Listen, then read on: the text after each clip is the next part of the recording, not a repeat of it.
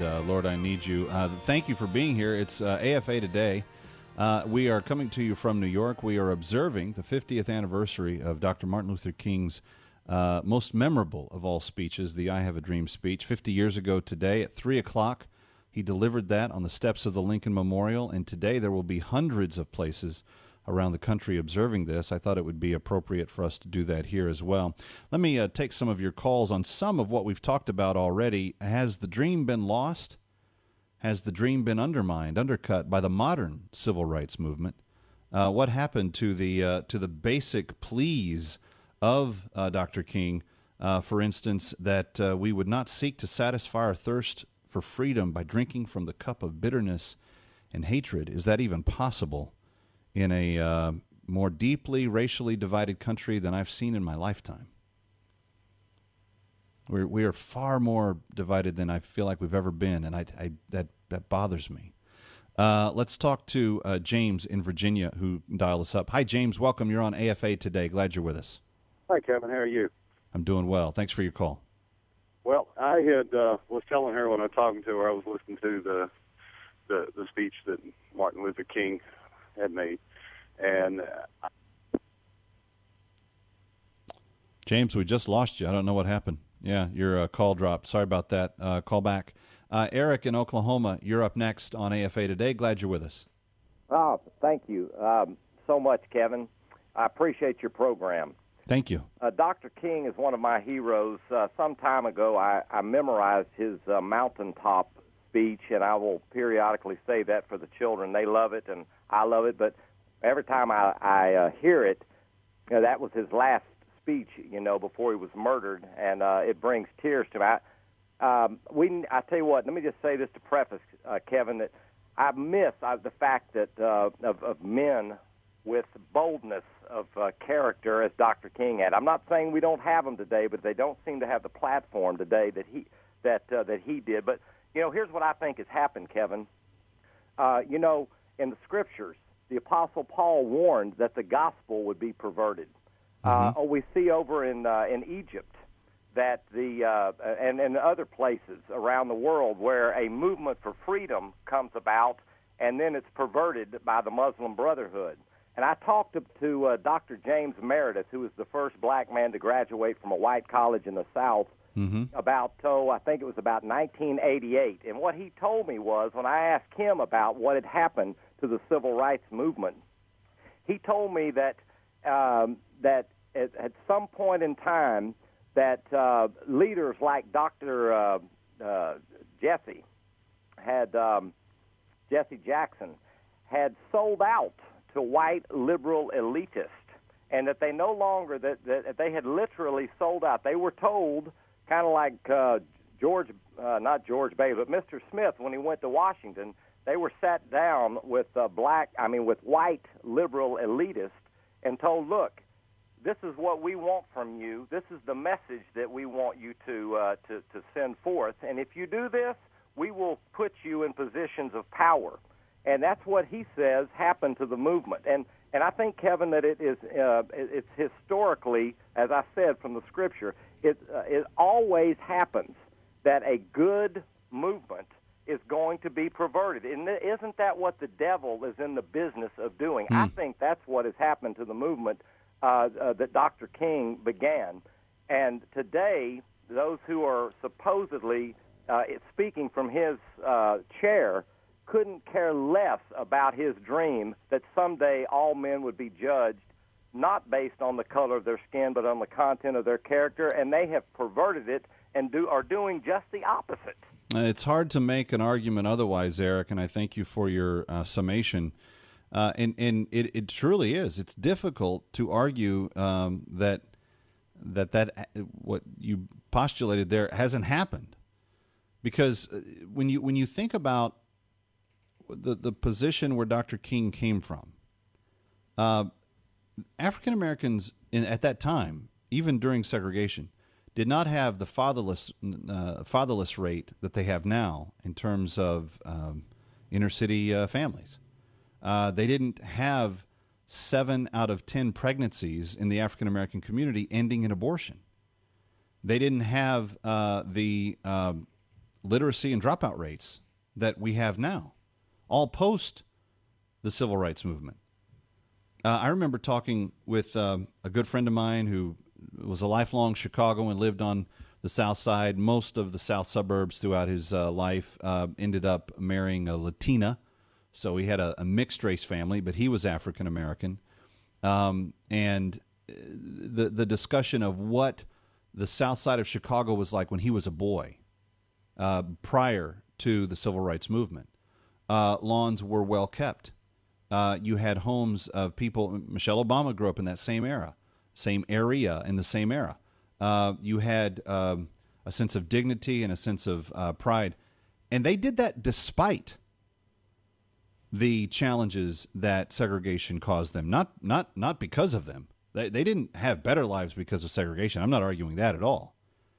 But there was a sense of responsibility and family, and we're in this together, that caused, I think, a sense of pride to be exhibited, that if you go down to those same communities today, instead of seeing neatly kept homes and lawn, you see burned out buildings, you see gang signs, you see something went haywire. Something went desperately haywire. If you come out of a segregated state and 50 years later, you are far, far worse off as a ethnic community in many respects. Now, there are people that have lifted themselves out of this mess entirely. And Stacey Dash, a very accomplished actress, had a successful career in Hollywood, et cetera, et cetera. She recognizes that. That's one of the reasons why she's saying thank you to Dr. King on her Twitter feed today.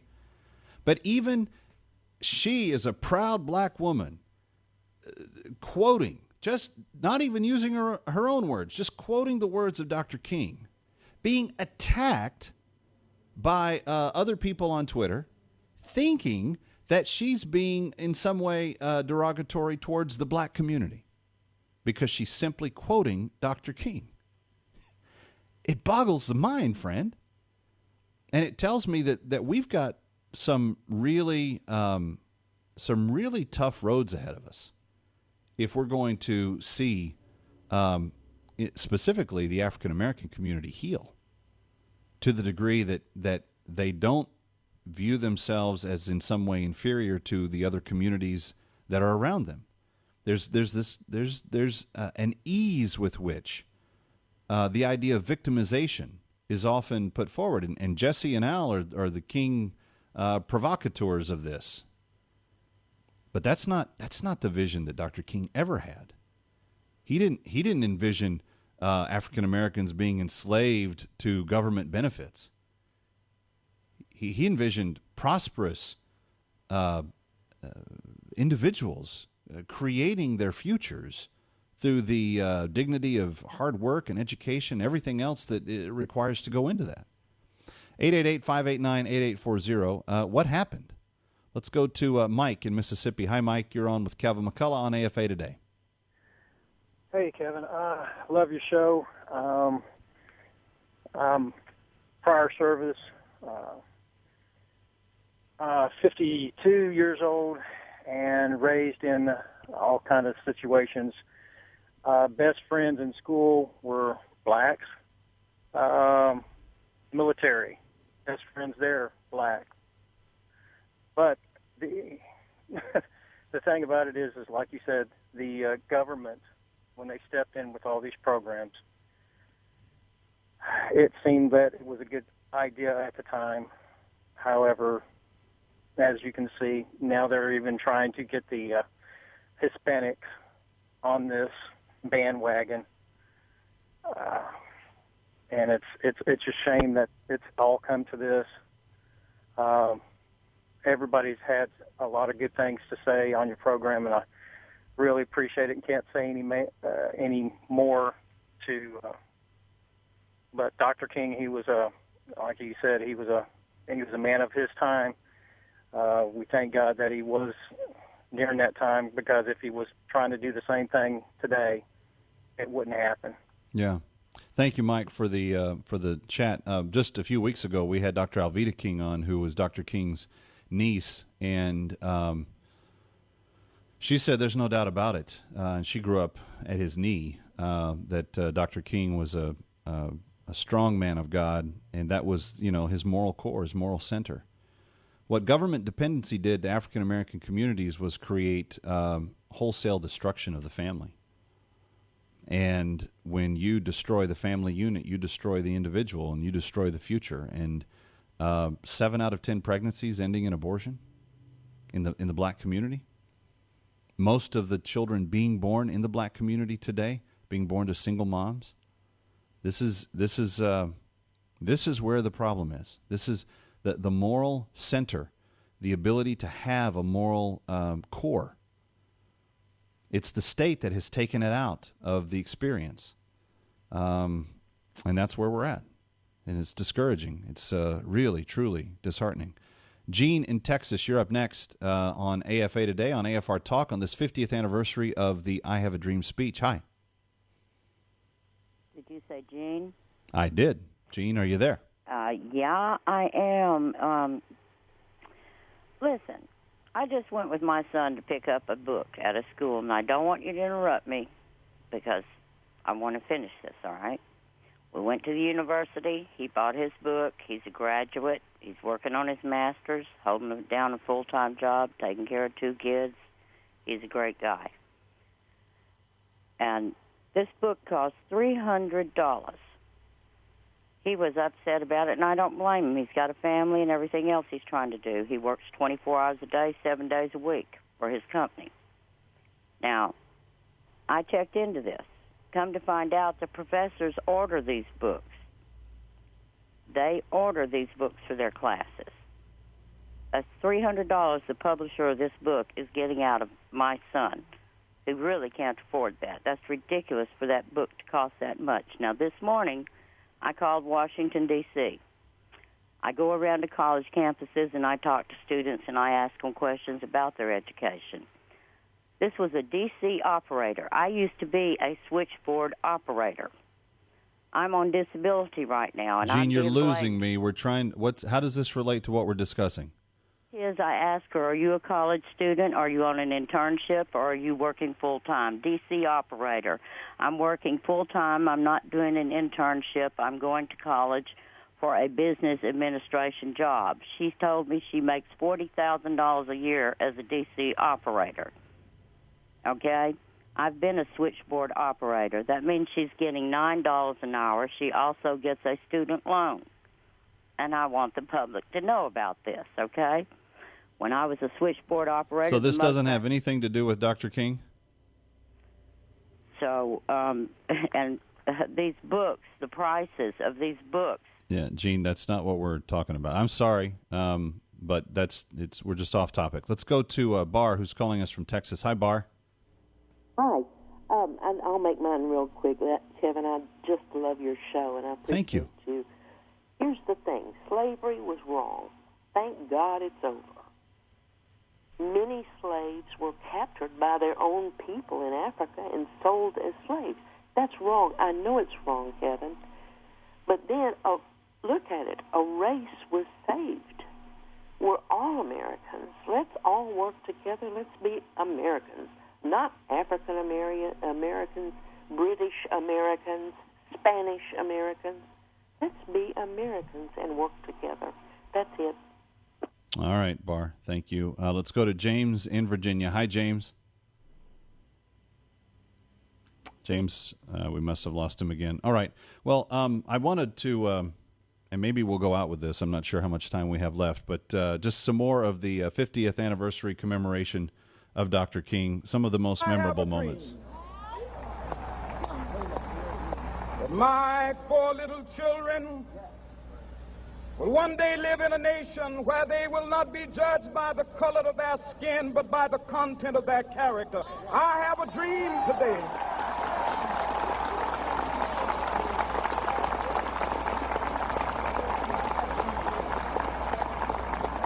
I have a dream that one day, down in Alabama with its vicious racists, with its governor having his lips dripping with the words of interposition and nullification. One day right there in Alabama, little black boys and black girls will be able to join hands with little white boys and white girls as sisters and brothers. I have a dream today.